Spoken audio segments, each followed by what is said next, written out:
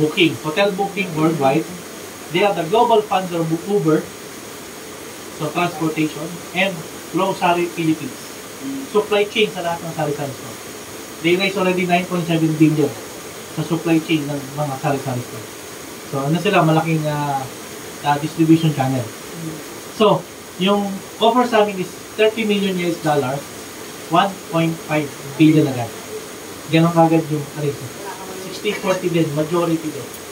Then, system will duplicate sa California para meron kagad na global market entity kagad, si EM.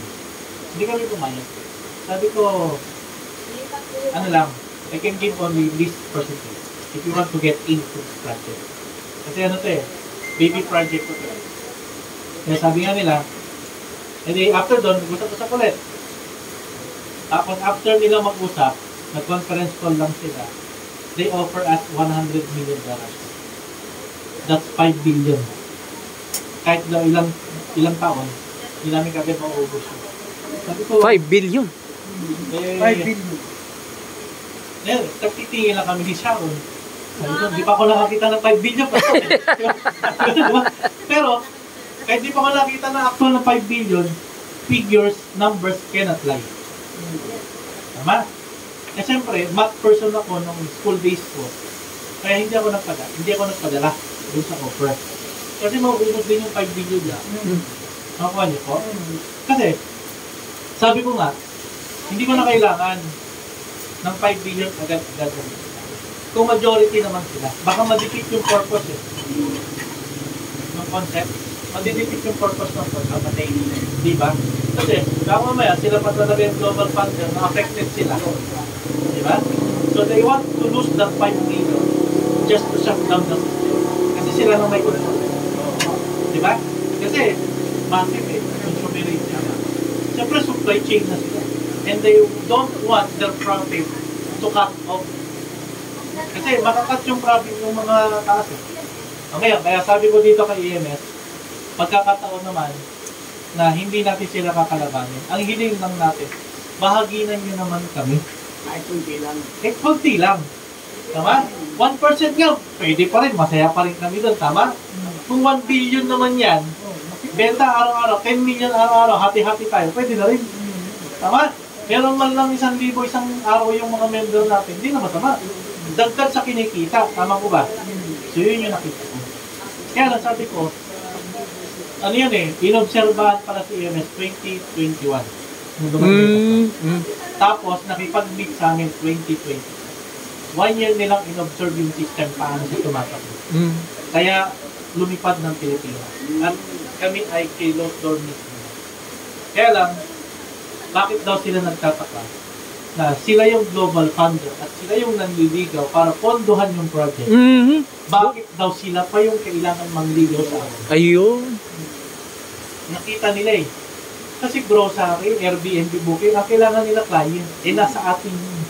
Yung target market ng lahat ng business nila, nasa atin. That's why they are willing to fund that much. Pero majority ownership. Sabi ko, I can give only 5%. Kasi may computation sa Kasi may computation ako, Pastor. Para lang yan Pilipino naka-invento ng tubig na gagawin ko sila. Apa. Liblin lang yun para patayin lang. Diba? Kasi global funder yun diba? Kaya sabi ko, ito computation ko. 110 million Pilipino tayo. Ang target ko by 2024 hanggang 2025, 1 million active shoppers. Napakaliit ng numbers. That's 1% of the population of the Philippines. Diba? Na bumagastos lang ng 300 pesos araw-araw. And 300, maliit Diba? Sa 300 pesos, sa 1 million, that's 300 million. Kunin mo 3% na, that's 9 million every day. So, times mo siya ng 30 days, 270 million in 30 days. 12 mo pa siya ng 1 year, 12 months. That's 3.2 billion. 1 year pa lang. Kaya yung 5 billion kaya, 100 million US dollar Okay lang sana kung 5 billion US dollar, diba? Medyo malaki-laki yun. Siyempre, malaki ang market natin. Hindi lang Pilipinas, but global. Kasi sabi ko, sa mga kaibigan namin. Kasi mga nakakausap ko, mga networker eh. Alam mo, ang utak networker, pay in pay out lang eh. Minsan, nag-scam pa eh.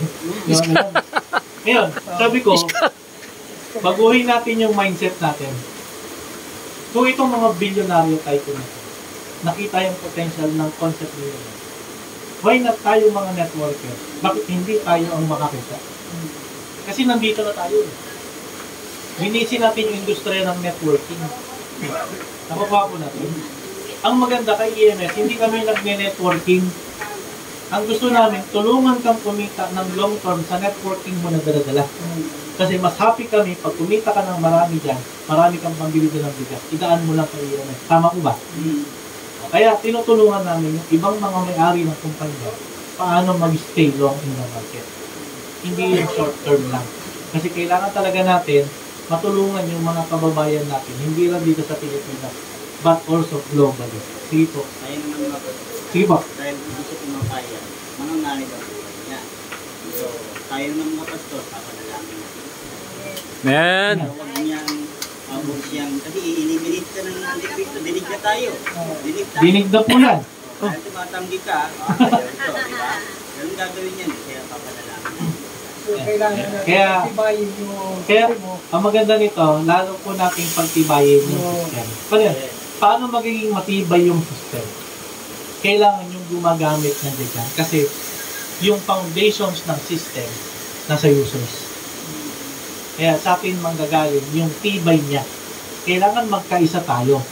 Kasi, sa pagkakaisa nating lahat, habang dumadami, we move silently below the river. Kaya, sabi ko nga, hanggat maaari, ang kakausapin muna natin, below level. Kasi itong below level, mas malaki ang pwersa niya, yung maliliit. Sabi ko, yung garapon, lagyan mo yan ng bola, hindi niya kaya i-fit in lahat ng spaces. Lagyan mo ng jolen, hindi pa rin.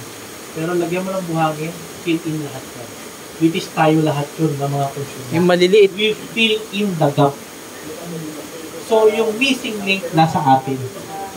Yung retail industry na missing link na pinutol sa consumer, tayo yung nag-connect. Amen. Tayo yung nag-connect. Kaya si Sharon, di na naman makapigil. Tumayo na naman. Ganyan yan. Pag ako nang gigigil, lalong gigil eh. Okay. Sige po. Na-invite na kasi, di ba? Sige. Ako magbigay. Apa. Paano ngayon, di ba, walk-in, liyan mo siya ng meron. Apa. Paano ngayon, makapit agad sa sala, yung bibigyan sila sa dapat ng bibigyan nyo. Apa. Paano mapapit agad ano Yan. Ito good news. Pagdating sa system implementation, we are 100% perfectly running. Pagdating sa system, wala na po kayong poproblemahin. Kasi, ituturo na lang natin paano siya tatakbo. So, yung tanong mo, sir, 3 years nang gumagana sa system. Kumbaga, tested, improve na. Ngayon, ang gusto ko lang ma-emphasize sa inyo dito, yung heart natin, paano natin makukumbinse, natanggapin mo na pwede kang kumita sa gastos. Hindi, naintindihan ko. Naintindihan ko, sir. Kasi yung proseso ang titingnan natin dun. Kailangan may merchant account. Mag-merchant ka muna Kasi kasi ganito po yan eh. Sa loob ng 3 years, lahat po ng tanong, nasagot na sa akin. Marami akong sagot na hindi pa ho na itatanong hanggang ngayon. Kasi ako po yung author eh. Tama? Ngayon, yung tanong ni sir, madali lang yung sagot doon. May system eh. Tama?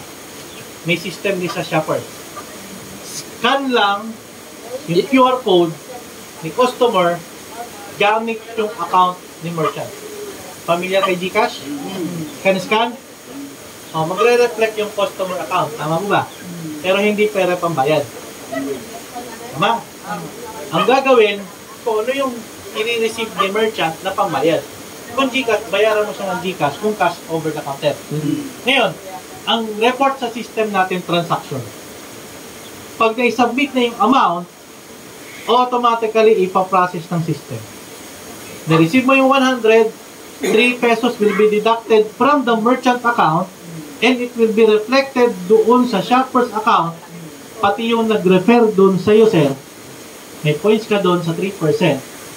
Pero hindi yung buong 3% mapupunta sa'yo. Kasi meron din siya. Meron din siya. Meron din siya. Meron din. So, papasok sa account natin every single points. Ang good news, yung points, pag nag-reflect, real time. Diba, meron kang 10,000 member. 1,000 na lang ka mo. Mas kumita ka ng 1.1 peso. Eh kung 1,000 yun, 1,000 pesos. 1:1 withdrawable. Hindi siya yung points na obligado kang ibili mo rin sa merchant. I-withdraw mo siya. Pera na siya. Any bank, any e-money like GCash, pwede rin sa remittance. Basta any way or any channel na pe-payout mo siya. Kailan i-release yung payout? Hindi next month, hindi 15 days, hindi next week, hindi rin bukas. Ngayon ka maging cash, ngayon ka rin pe-payout. Kasi real time, nandyan na yung fund eh. Nagpondo na si merchant eh. Ang tatanungin na lang ng system, kailan i-reflect yung reward sa'yo. Kaya buong maghapon, hanggat may bumibili, kumikita ka talaga. Kailangan building community tayo ngayon. Kaya habang pinarami mo yan, kikita ka ng malaki. Ngayon, hahatiin yung 3%. Actually, nasa system yon. May percentage computation. Okay? May points na napupunta sa bumili, pati doon sa nag-refer, automatically may percentage na rin na pumapasok kay EMS. So, walang pinagkaiba siya na binili mo yung product kay Shopee, kumita si Shopee. Kaya lang, ang kumita lang doon sila. Kay EMS, bumili ka sa merchant, may kita si EMS, pero may bahagi ka doon sa napunta kay EMS. So, ibig sabihin, pati ang consumer, kikita. Hindi lang yung platform, hindi lang yung channel. Sige po. So, dapat po pala, ang bawat isa sa amin na naging member na ng EMS? Oo, doon sa buyer side. Apa. Dapat tayo lahat, ang mindset natin is, bawat taong makakaharap natin, mapanegosyante o mamimili, prospect natin pag hindi pa sila member ng EMS. Yes, tama. Yes. Sakto. Kasi, pag hindi mo sila invite na registered under mo, hindi mo introduce si EMS, if somebody referred that person, manghihinayang ka na lang. Meron nga, mag-asawa eh. Yung sa Montalban, yung lalaki, kung ano-ano sinasalihang networking, eh puro sarado, scam. Galit sa yung babae. Tigil-tigilan mo lang ako ha. Maalaman ko pa, mananagot ka sa akin, tama? Eh, siyempre, nagbanta na yung asawa. Eh, teacher pa naman yung asawa. Siyempre, pag nang-scam, profession niya madadamay eh. Eh ngayon, yung lalaki na-invite na naman kay EMS. Pumunta doon sa orientation hub namin. Nagustuhan, excited. Hindi niya masabi sa asawa niya eh. Tama? Eh yung babae, pinuntahan sa school, pinaliwanagan ng EMS. Na-excite yung babae. Ang ganda ng EMS eh, kakaiba to. Hindi to katulad ng mga ibang mga nasalihan natin.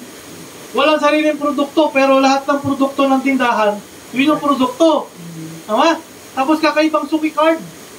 Sabi niya, may kita sa gastos. Kakaiba to. Yan yung dapat nating salihan. Ganun na nangyari. E di, eto sir, ang nangyari, in-invite yung babae doon sa hub. Nagkataon naman yung lalaki, nandun din. Nagkita sila ngayon. Nagkagulatan, ba't ka nandito? Nandito ka. Eh, in-invite ako eh. Yung lalaki, hindi makaimik. Bakit daw nandun siya? Ano sinabi niya? Na-invite lang din ako dito.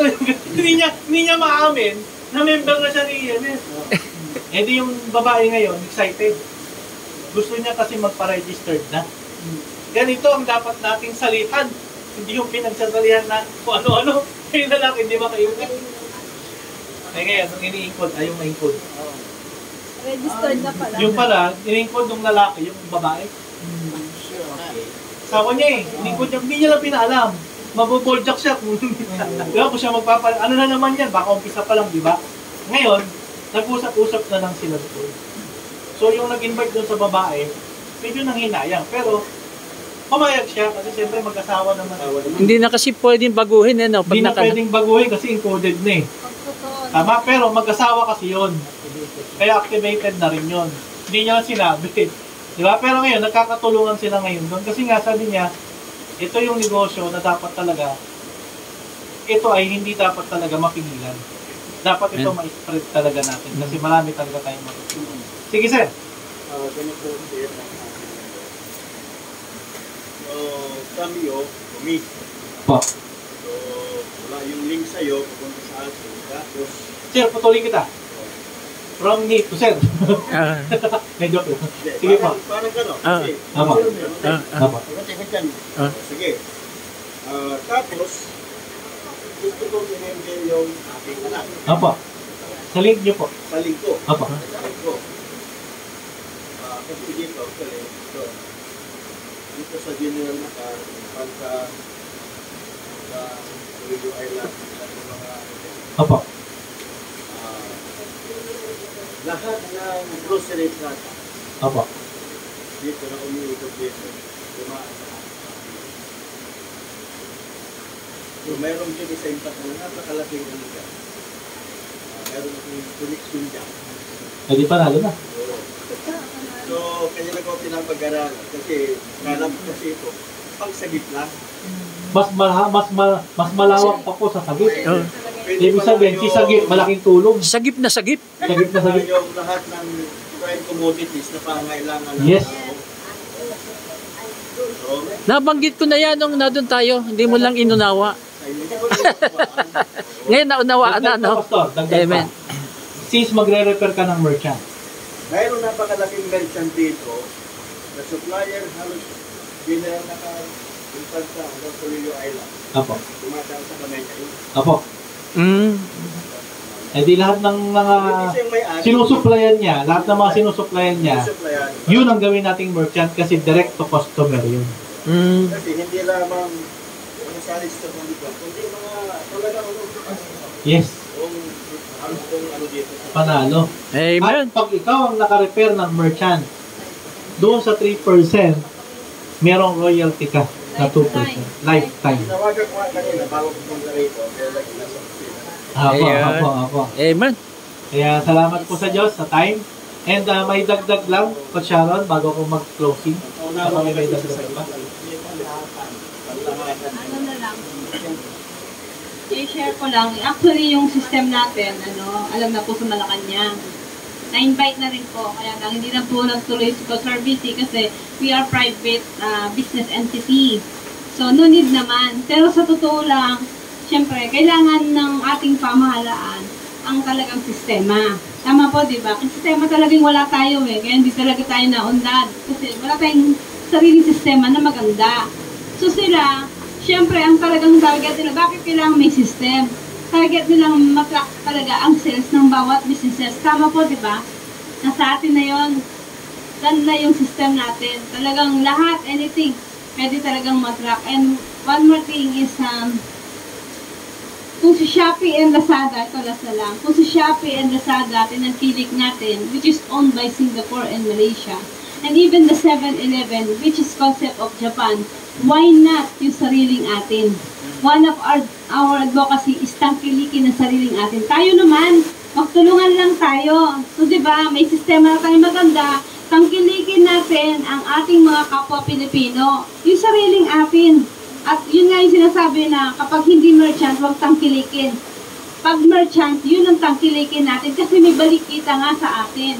Kaya malaking bagay po yun at makakatulong sa bawat isa sa atin kasi yung sa Bataan Maribeles, can you imagine, 1 million ang sales, 1% lang ang binigay kay EMS.